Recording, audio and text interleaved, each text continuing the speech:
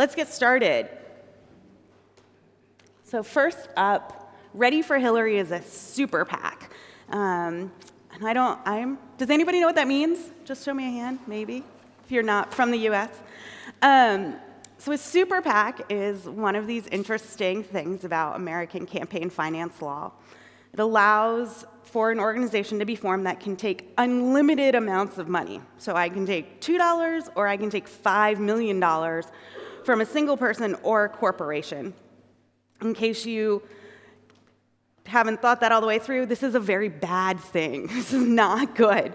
However, what we decided to do with Ready for Hillary is take this huge loophole in the law and use it for good instead of evil. So what we did was, instead of using it as a platform to raise a lot of money and then go run a bunch of TV ads, we used it as a platform to organize and reach out to people who had a general affinity to Hillary Clinton. And we began 2 years ago. When we started, we like to say we started with 2 volunteers in a P.O. box. And when we finished, we have 4 million supporters today, 135,000 donors. Of those donors, 55,000 of them made gifts in the symbolic amount of $20.16. So this is an effort that's really about being at the grassroots. We also recruited, identified, and utilized 40,000 volunteers. What's really interesting about this is that we didn't have a candidate or an election. So based on the brand alone, we were able to mobilize people at this level. So really kind of put your head around that in your work and what you do today. I had no principal. I had no candidate who came to a single event, who signed a single email. In fact, we were trying to be very careful to make sure we were never in the same place as Hillary until the very final moments. And we also didn't actually have an election. Last year in the United States, there was another election, not the one I particularly cared about, and we still managed to raise all this money and mobilize all these volunteers. We had more than 1,300 events. That was more than one event in every single state, all of the US territories, and abroad.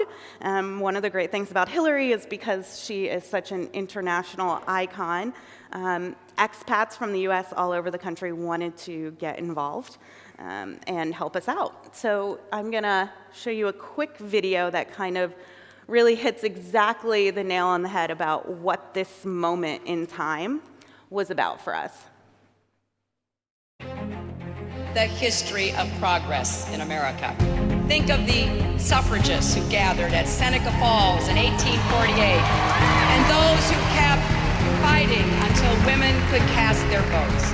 Think of the abolitionists who struggled and died to see the end of slavery. Think of the civil rights heroes and foot soldiers who marched, protested, and risked their lives to bring about the end of segregation and Jim Crow. As we gather here today in this historic, magnificent building, the 50th woman to leave this earth is orbiting overhead. If we can blast 50 women into space, we will someday launch a woman into the White House. And although we weren't able to shatter that hardest glass ceiling this time, thanks to you, it's got about 18 million cracks in it.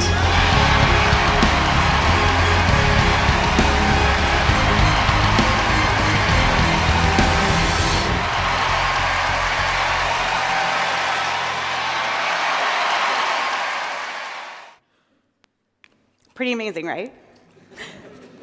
I have seen that no short of 200 times, and every time I see it, I get really excited.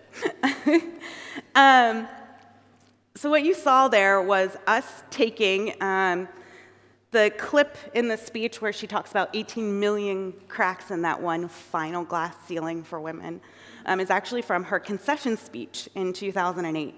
I was involved in the 2008 campaign, and I will tell you that speech, the final speech, was the one that was the most moving to me.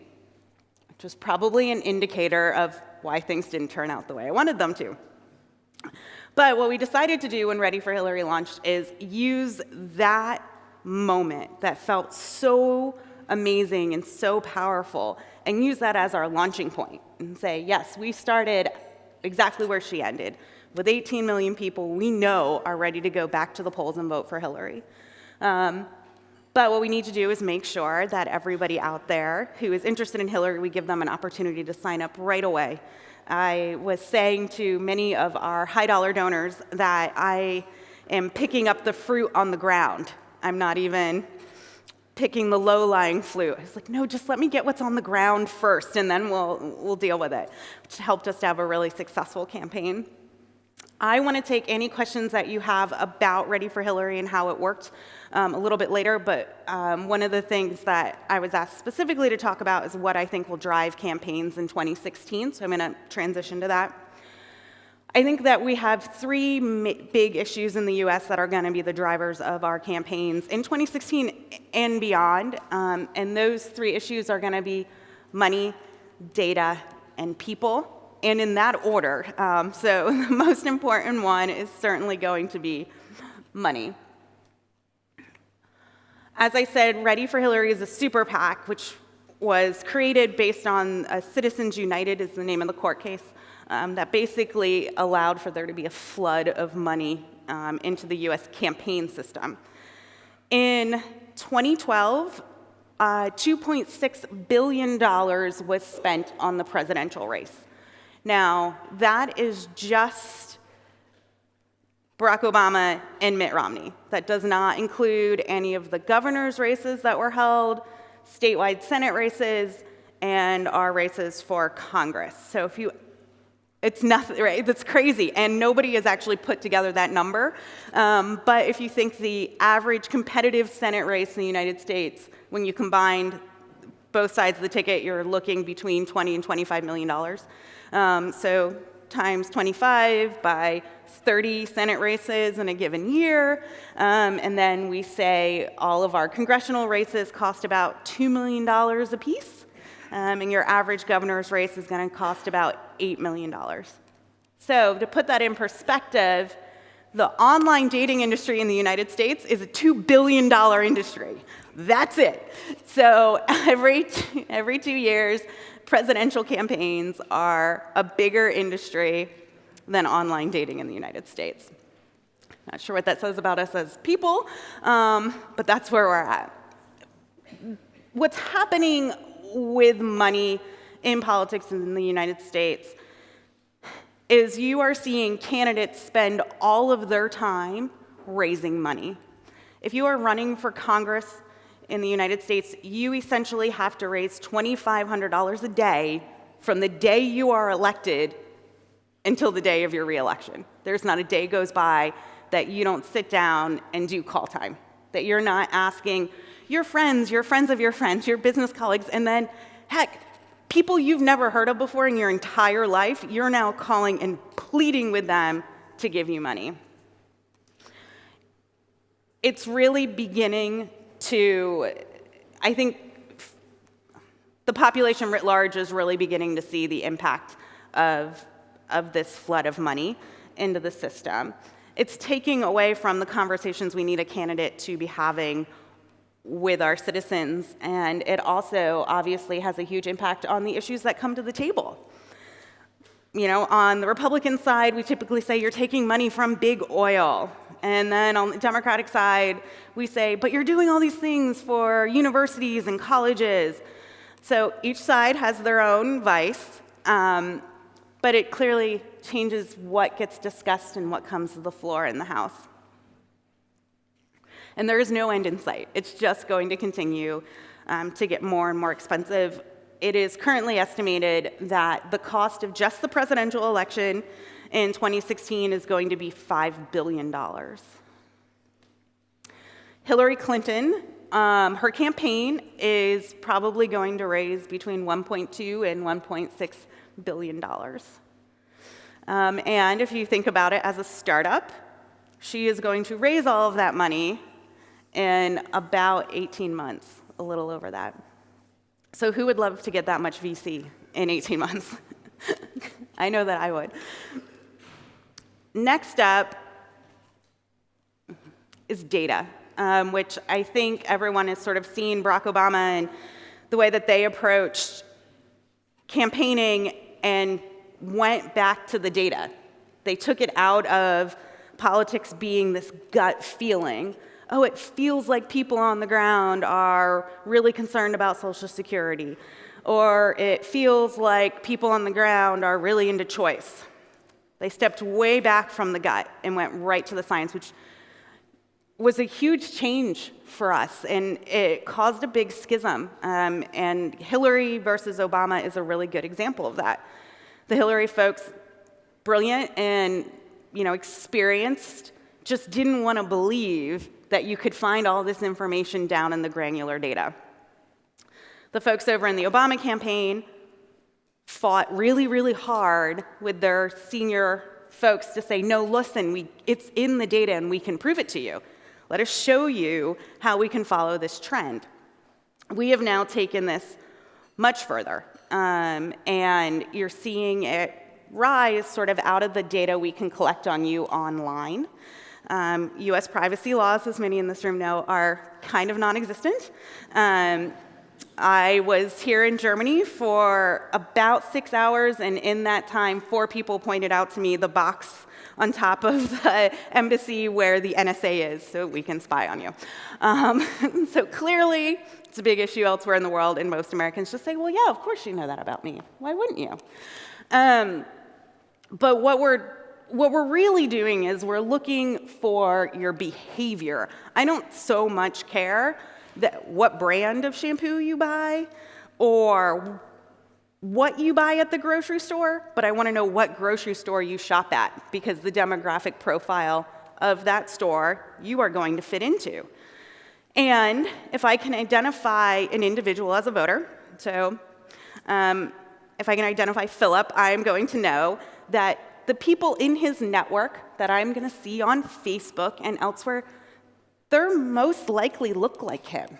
So if I know Philip, demographically, I know if Philip likes Hillary and what she stands for, his network is a huge target for me. And those are the people I want to go talk to.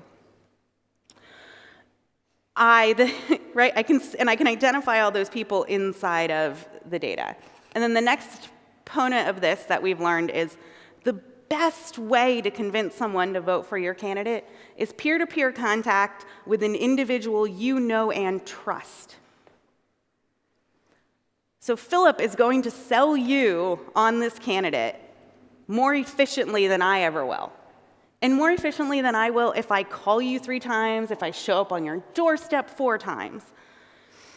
So what you're going to see coming up in 2016 is a huge focus on gathering volunteers early, right? The election is more than 18 months away in the United States, and the Hillary campaign is asking people to identify themselves, raise their hand, and say, I want to volunteer for the campaign. And they're asking them to do that every day, because the more of those people I can identify now, the bigger my network of influence is going to be. We have... you guys are starting to see this data being used here in Europe. In the UK, in their recent elections, one firm that's based in the United States who does cookie identification, they were able to serve 10 million video impressions to 150,000 constituency-targeted voters. So you can do it here. There are ways around the law, and it will get you there. Those 150,000 voters had a click-through rate, so they watched the video, they clicked on it, they went to a page where they sort of learned some more factual information, of about 2.5 to 3.7%, which is the exact range of GOTV targeting in the United States. Which I think is really great because it shows us something about the behavior of people that translates through cultures and countries. And then last, which is, I think, the saddest thing, is that the last driver of elections is actually going to be people. I think that people should be first. That's who it's about. That's why we do this work. It's what I do and why I don't go, work for Google and make a whole lot of money. Instead, I eat ramen and not make a lot of money because I care about people and what impacts their everyday life. And one of the ways campaigns are starting to bring people back into the fold and make them the center is by using social media. And the key to that is going where the people are. So yes, everybody was Facebook, it's so great. And Facebook, we love as marketers because I can advertise there and I can learn lots of things about you. But we're seeing generations move into Snapchat or Instagram. Twitter as a means of communication, not necessarily a means of influence. So what the campaigns are going to need to do is follow the people, which will be going to be a really interesting effort because you can't pull the data out of Instagram and Snapchat and some of these other places, which is why the focus has always been on Facebook. So I think a lot of folks, very talented individuals, are trying to figure out if they can identify trends just by observing. So now they're back to their gut. So politics in the US, right? Some data and some gut. The other thing that is going on when it comes to people is user-generated content, which, crowdfunding and some other, I know the soccer team that was speaking earlier was talking about what they asked their fans to do, and that's exactly started in political campaigns. We like to highlight our supporters. The Hillary campaign is about 4 weeks old. And they now have one of their most popular graphics, which you may have seen, it kind of came up in the last 48 hours, is the new Hillary logo, the H and the arrow. And somebody put it together with fruit. So it's blueberries all lined up nice and neat, and then strawberries and the raspberries for the little arrow point. Well, it's flying all over social media, and it was created by a supporter. So we are going to continue to see more things like that. You're also seeing in the launch video that Hillary put out that she didn't appear until almost halfway through that video. And she never once said her name. And it was all focused on people in their everyday life. So you get a mom playing with her daughter, and you get a lesbian couple holding hands, which is like crazy. People are freaking out about it. As far as I know, it's the first political commercial in the US that had such a thing, but if I'm wrong, please correct me. So there's all this discussion about here's Hillary, and she's always been Hillary. She's not about people, she's just about her. And now she's launched this campaign showing no one except for people. So that kind of wraps up what I think is going to be the three drivers of campaigns through the 2016 cycle. I know it was a little quick. Please excuse me. I'm going to put up an email address for anyone who has questions or wants to know anything. Please feel free to reach out. Thank you, Nicole.